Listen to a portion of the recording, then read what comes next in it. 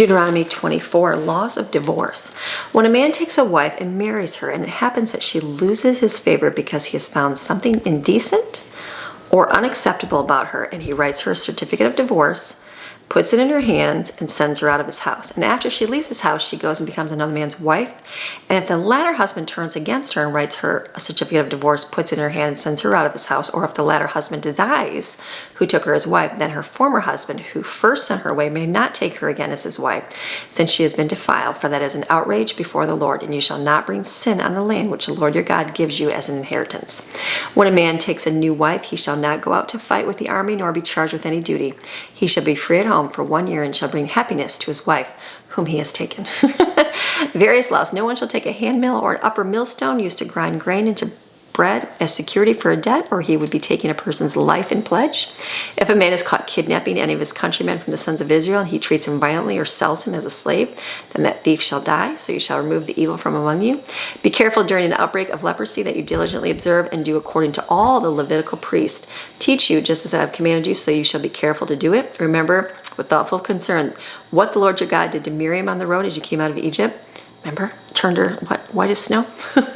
When you lend your neighbor anything, you shall not go into his house to get his pledge, his security deposit. You shall stand outside, and the man to whom you lend shall bring the pledge out to you. If the man is poor, you shall not keep his pledge overnight.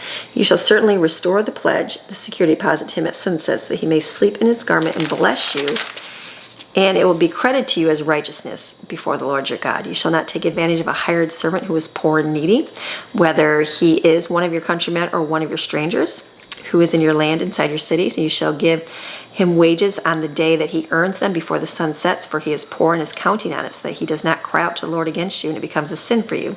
The fathers shall not be put to death for the sins of their children, nor shall the children be put to death for their fathers. Only for his own sin shall anyone be put to death.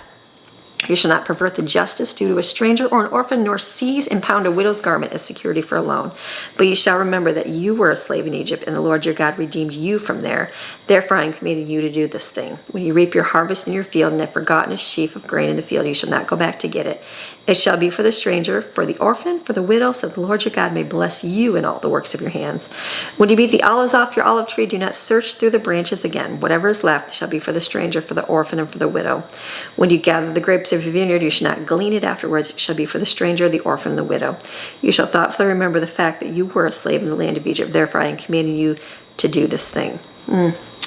Reading this, okay, we understand. We're like, what does that mean? We can't go back out and can't check the mango tree again after I clean all the mangoes off?